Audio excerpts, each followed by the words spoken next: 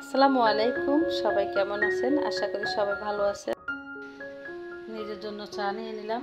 এখন একটু আরামায়েশ করে চা খাবো, তারপর বাকি কাজগুলো করব। সকালের নাস্তা 2 ঘন্টা আগেই করা শেষ। এখন দুপুরবেলা নাস্তা করতেছি। আমি সকালে নাস্তা খাওয়ার সময় প্রথমে 2টা রুটি খাই আর একটা রুটি রেখে দেই চা দিয়ে খাওয়ার জন্য। আসলে অভ্যাস হয়ে গেছে। চার সাথে মুড়ি অথবা রুটি খেলে, একটা রুটি খেলে আর কি ভালো লাগে বেশি। তো মাঝে মধ্যে এমনি খালি চাও খাই, আর সকালে নাস্তার পর একটা রুটি রেখে দিই চা দিয়ে খাওয়ার জন্য। তখন আর 11টা, 11:30 এরকম বাজে। আসলে তখন আবার খিদে লাগে। তো 1 কাপ চার সাথে একটা রুটি খেলে ভালোই লাগে। চাটা খুব মজা হয়েছে।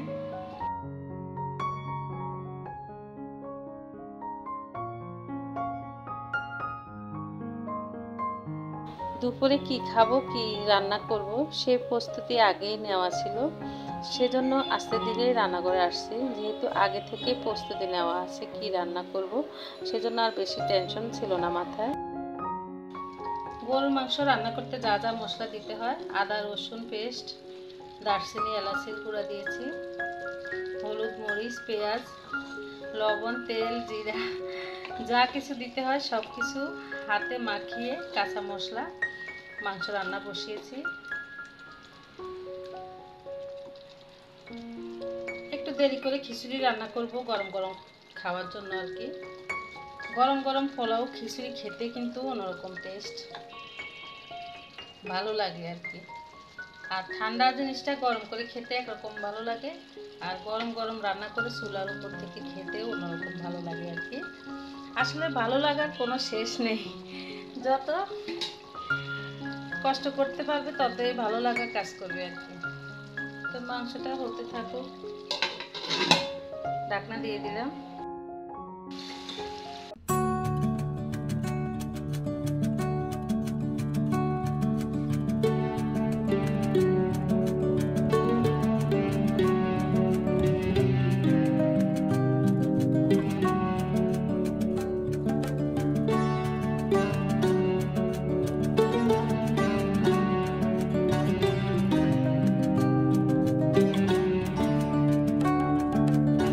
আমি তো বেশিরভাগ সময় প্রেসার কুকারেই মাংস রান্না করি, তো মাঝে মধ্যে আবার এভাবে মাংস কষিয়েও রান্না করি।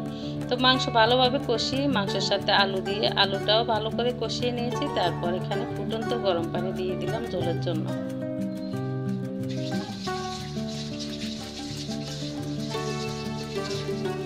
চুলায় রান্না বসিয়ে এর মধ্যে টুকিটাকি কিছু কাজ করতেছি। বারান্দায় গাছগাছালি একদম ভরে গেছে, সব জংলার মতো হয়ে গেছে। তো যখন আমার ভালো লাগে মন চায় তখন আর কি সময় পেলে আর কি ওখান থেকে কিছু গাছের আগা কেটে এই যে বাসা বাড়িতে এইভাবে লাগাই দেই পানির ভিতরে। গাছের এই সবুজ সতেজ ডালগুলো কেটে ফেলে দিতে আমার খুব মায়া লাগে, সেজন্য আমি বাসায় এভাবে পানির ভিতরে দিয়ে রাখি। যে কদিন আমার ভালো লাগে থাকে আর কি এভাবে চোখের সামনে, তারপর চেঞ্জ করে অন্য গাছ লাগাই দেই কিংবা ফেলে দিয়ে আবার নতুন করে দেই।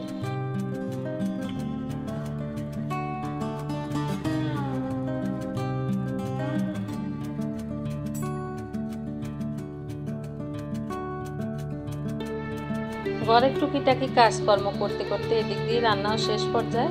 খিচুড়ির সাথে মাংস খাওয়া হবে, তো এখানে একটু ঝোল থাকলে বেশি ভালো লাগবে। তো সমস্ত কাজ সেরে আমি গোসল নামাজ করলাম, তারপর আবার রান্নাঘরে আসছি গরম গরম খিচুড়ি রান্না করার জন্য। তো খিচুড়িও বসিয়ে দিয়েছি। খিচুড়ি রান্না বসিয়ে দিয়ে আমি ভর্তা করে নেব খিচুড়ির সাথে খাওয়ার জন্য।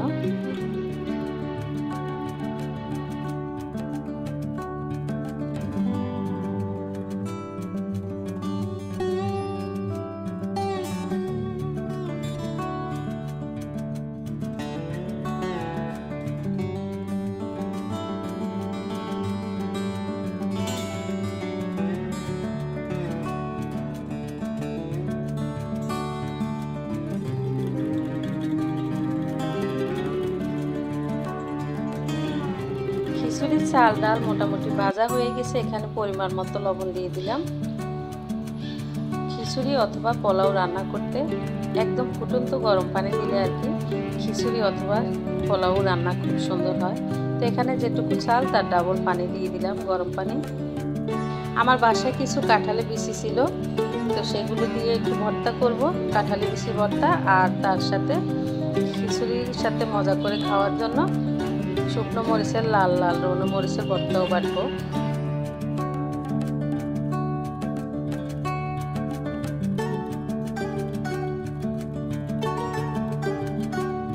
খিচুড়ি রান্নার শেষের দিকে এই যে খিচুড়িতে যে পানি দিয়েছি মাপ মতো, ওই পানিটা একদম চালের গায়ে গায়ে চলে আসছে। এখন আমি চুলাটা কমিয়ে দমে দিয়ে দিলাম ঢাকনা দিয়ে। তারপর এই যে লাল লাল মরিচের ভর্তাটাও বানিয়ে নিয়েছি। খিচুড়ির সাথে এরকম লাল মরিচের ভর্তা খেতে খুবই ভালো লাগে আমাদের কাছে, আমরা সবাই খুব পছন্দ করি। এই তো ভিডিওটি এই পর্যন্তই। আল্লাহ হাফেজ।